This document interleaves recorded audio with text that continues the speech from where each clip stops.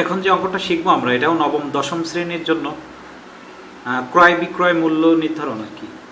খুব সহজ একটা অঙ্ক, এবং এটা করার জন্য কোনো যা ডেবিট ক্রেডিট এগুলো জানার প্রয়োজন হয় না। এটা জাস্ট সিম্পল একটা অঙ্ক, খুব সহজ, এবং পরীক্ষায় খুব দ্রুত এটা আনসারও করা যায়। কুমিল্লা শাপলা প্রিন্টার্স উত্তরা ব্যাংক প্রধান কার্যালয় থেকে 2017 সালে 5,500টি ডায়েরি প্রস্তুত করা একটি কাজ পেল। উপরোক্ত কাজের জন্য নিম্নোক্ত খরচগুলো তার এগুলো বিদ্যমান। তো আমাদের এখানে প্রশ্ন হচ্ছে ক, শাপলা প্রিন্টার্সের রূপান্তরিত ব্যয় নির্ণয় করো। এখন রূপান্তরিত ব্যয় কোনটা, এটা এসে আমাদের ফার্স্ট কোশ্চেনটা হচ্ছে আমাদের দাঁড়াচ্ছে রূপান্তরিত ব্যয় কোনটা। রূপান্তরিত ব্যয় হচ্ছে প্রত্যক্ষ মজুরির সঙ্গে কারখানার উপরি ব্যয় যদি আমরা যোগ করি তাহলে আমরা পেয়ে যাবো রূপান্তরিত ব্যয়। তো আমি এখানে প্রশ্নে গেলে আমি দেখিয়ে দিই আগে থেকে যে প্রত্যক্ষ মজুরি কিন্তু এখানে আছে 12,500 টাকা, এবং কারখানার উপরি ব্যয় কিন্তু এটা আঠা এবং সুতো ক্রয়, কারখানা ভাড়া এবং কারখানার বিদ্যুৎ খরচ। দ্যাট মিনস এই তিনটা এবং এটা একসঙ্গে আমরা যোগ করলে রূপান্তরিত ব্যয় আমরা পেয়ে যাবো। রূপান্তরিত ব্যয় আবারও বলি, সূত্রটা হচ্ছে প্রত্যক্ষ মজুরি প্লাস কারখানার উপরি ব্যয়, তাহলে হয়ে যাবে আমাদের রূপান্তরিত ব্যয়। তো আমরা এখন প্রশ্নে সলভ করে নিই আর কি। তো এটার জন্য আমি অগ্রিম ছক তৈরি করে রাখছি। দেখেন শাপলা প্রিন্টার্সের রূপান্তরিত ব্যয় নির্ণয়। তো আমরা অঙ্কে যেভাবে চাইছে ঠিক সেইভাবে আমরা করে দিই এখন। তো প্রথমে প্রশ্নটা হচ্ছে প্রত্যক্ষ মজুরি,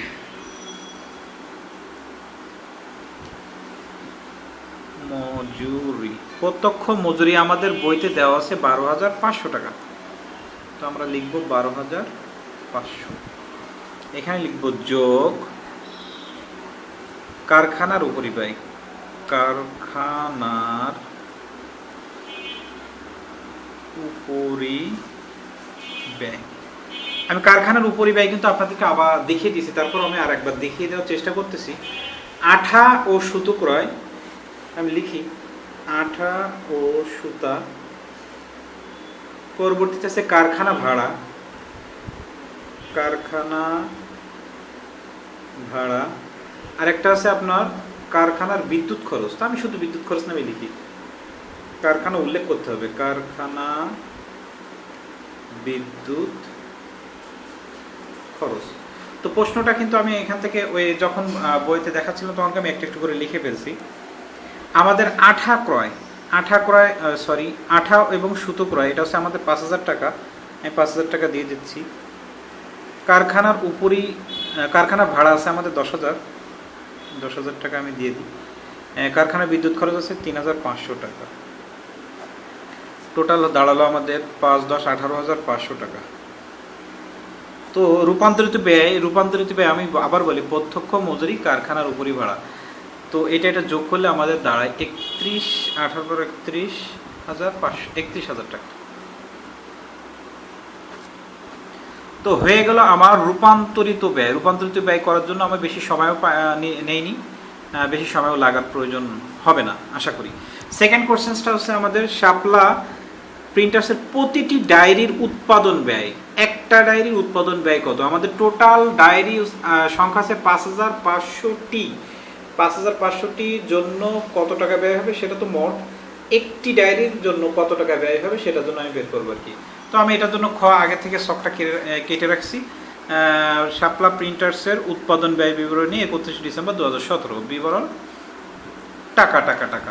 তো কাগজ কাঁচামাল হিসেবে আমাদের এখানে আছে কাঁচামাল ক্রয়, এখানে আছে কাগজ। প্রথম আমি লিখব কাগজ ক্রয়,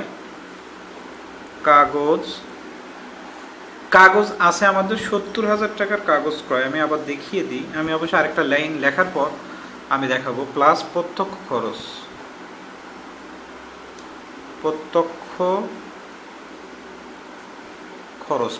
খরচ কি কি আছে আমি দেখাই। কাগজ ক্রয় আছে আমাদের 70,000 টাকা, প্লাস প্রত্যক্ষ মজুরি আর প্রত্যক্ষ খরচ কিন্তু এক জিনিস নয়।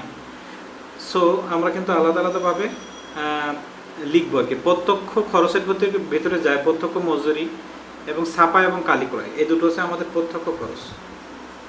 তাহলে এই দুটো আমরা যোগ করবো। প্রত্যক্ষ মজুরি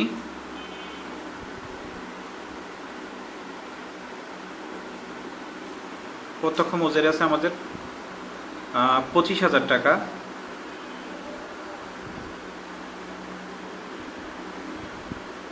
ছাপা কালি আছে আমাদের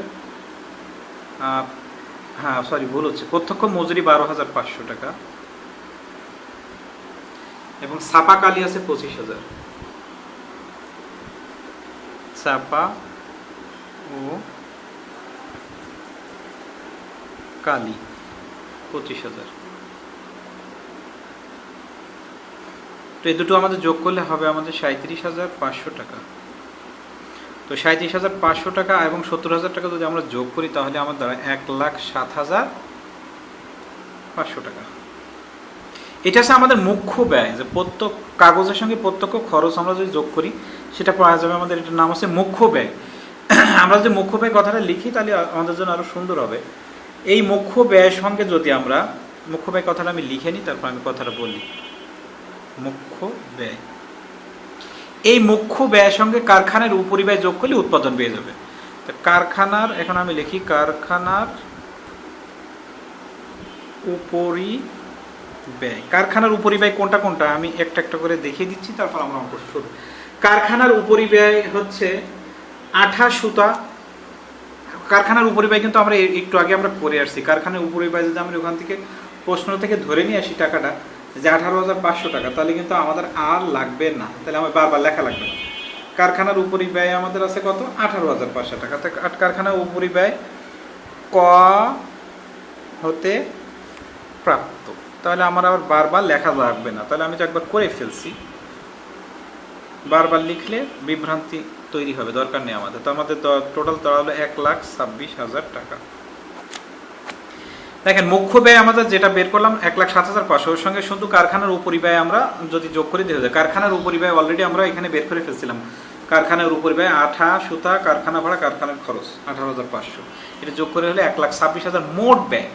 তো আমাদের এখানে প্রশ্ন হচ্ছে প্রতিটি ডায়েরির, আমি আমার প্রশ্নটা আবার একটু দেখাই, শাপলা প্রিন্টার্সের প্রতিটি ডায়েরির উৎপাদন ব্যয় নির্ণয় করো। তাহলে আমাদের মোট উৎপাদন ব্যয় হচ্ছে 1,26,000 আর মোট ডায়েরি আছে আমাদের 5,500টি। তো যদি আমরা এটা দিয়ে একটা ভাগ করি, তো একটা ডায়েরির দাম পড়ে 22 টাকা 91 পয়সা। এটা যদি আমরা ভাগ করি তাহলে আমরা এটা পাই। দেখেন 5,500 ডায়েরি তৈরি করতে যেত টাকা খরচ হলো, আমাদের টোটাল হবে 1,26,000 টাকা খরচ। একটা ডায়েরির ক্ষেত্রে আমাদের খরচ হবে 22 টাকা 91 পয়সা। লাস্ট আইটেমটা আমাদের বলছে মোট উৎপাদন ব্যয় 1,25,000 টাকা ধরে। আমাদের কিন্তু উৎপাদন ব্যয় এখানে প্রশ্নে হয়েছে 1,26,000 টাকা। যদি প্রশ্নে না বলতো তাহলে আমরা 1,26,000 টাকা ধরেই করতাম, কিন্তু প্রশ্নে এখানে উল্লেখ আছে 1,25,000 টাকা ধরে শাপলা প্রিন্টার্সের প্রতিটি ডায়েরির লাভ ক্ষতি নিরূপণ করো। লাভ ক্ষতি নিরূপণ করতে এখানে আমাদের বলছে প্রতিটা ডায়েরির। তো আমাদের এখান থেকে কিন্তু বিল আদায় খরচ উদ্ধৃত মূল্যে 2%, প্রতিটি ডায়েরির দরপত্র উদ্ধৃত মূল্য 35 টাকা। এটা কিন্তু আমরা একটু দেখাইনি, কারণ টোটাল খরচের সঙ্গে এই অ্যামাউন্টগুলো কিন্তু আমাদের তখন যাবে। তো আমি চলে আসি গ নাম্বার প্রশ্নে। শাপলা প্রিন্টার্সের বিশদায় বিবরণী 2017 সালের 31 ডিসেম্বর সমাপ্ত বছরের বিবরণ। টাকা টাকা টাকা আমার টোটাল ডায়েরি বিক্রি হচ্ছে, টোটাল ডায়েরি বিক্রয়, একটা ডায়েরি কিন্তু দরপত্রের মূল্য কত টাকা? 35 টাকা করে। তা টোটাল আমি ডায়েরি বিক্রি করছি কত টাকা? তাহলে আমি লিখি ডায়েরি বিক্রয় 5,500 গুণিত 35 টাকা, তাহলে টোটাল আমাদের ডায়েরি বিক্রি পড়ে 1,92,500 টাকা। ওকে, এখান থেকে বাদ উৎপাদন ব্যয়। উৎপাদন ব্যয় আমাদের মূল প্রশ্নে দেওয়া আছে, তাহলে ওইটা আমি বাদ দিব। বাদ উৎপাদন ব্যয়। উৎপাদন ব্যয় কিন্তু এখানে আমাদের ধরে দিছে 1,25,000 টাকা। তো 1,25,000 টাকা, এটা মাইনাস করলে আমাদের টাকা দাঁড়ায় 67,500 টাকা। এই 67,500 টাকা কিন্তু আমাদের মুনাফা। এটা কি লেখে নি আমাদের মোট মুনাফা। এই মোট মুনাফা থেকে বাদ পরিচালন ব্যয়গুলো যদি আমি মাইনাস করে দিই তাহলে আমাদের অঙ্কটা হয়ে যাবে পরিচালন ব্যয়। আমরা চূড়ান্ত হিসাবে যেভাবে করি ঠিক সেই একই ধাঁচের একটা অঙ্ক আমাদের মোট মুনাফা দাঁড়ালো আমাদের ৬৭,৫০০ টাকা। এখান থেকে পরিচালন ব্যয়গুলো আমি এক একটা করে যদি আমি বাদ দিয়ে দিই, আমাদের অঙ্কটা এখানে তৈরি হয়ে যাবে। তো পরিচালন ব্যয় আমাদের কি কি আছে আমরা এক একটা করে খেয়াল করি। অফিস ও প্রশাসনিক খরচ আছে, দেখেন পরিচালন ব্যয়, পরিচালনের সঙ্গে যেগুলো অফিস ও প্রশাসনিক খরচ আছে আমাদের ১২,০০০ টাকা, আপ্যায়ন খরচ আছে ১৫০০ টাকা, এই ২টা টাকা।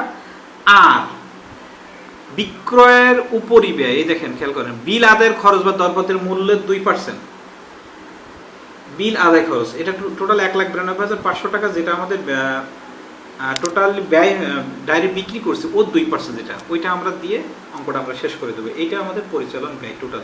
তাহলে আমি একটা একটা করে লিখি। কার অফিস ও প্রশাসনিক ব্যয়, প্রশাসনিক ব্যয় লিখি শুধু, প্রশাসনিক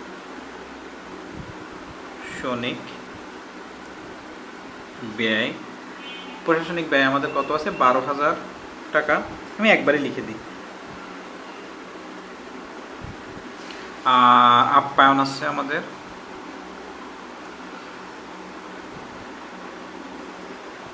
আপ্যায়ন খরচ আমাদের আছে এখানে কত টাকা ১৫০০ টাকা। আর বিল আদায়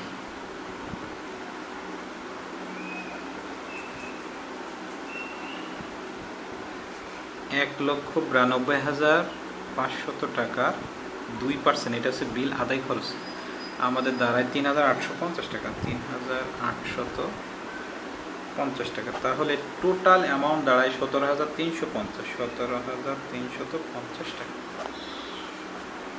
এখন মোট মুনাফা থেকে পরিচালন ব্যয় এই যদি আমরা মাইনাস করি, তাহলে আমাদের দাঁড়ায় ৫০,১৫০ টাকা। এটা আমাদের নিট মুনাফা, এটা আমাদের কি নিট মুনাফা।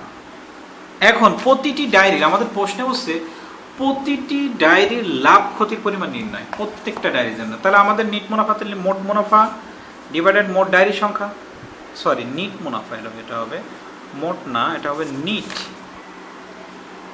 তাহলে আমার নিট নিট মুনাফা মোট ডায়েরি সংখ্যা, আমাদের নিট মুনাফা দাঁড়ানো আছে এখানে ৫০,১৫০ টাকা। মোট ডায়েরির সংখ্যা আমাদের তো জানাই আছে ৫,৫০০। তাহলে এক একটা ডায়েরির জন্য নিট মুনাফা আমাদের ৯ টাকা ১২ পয়সা আর কি।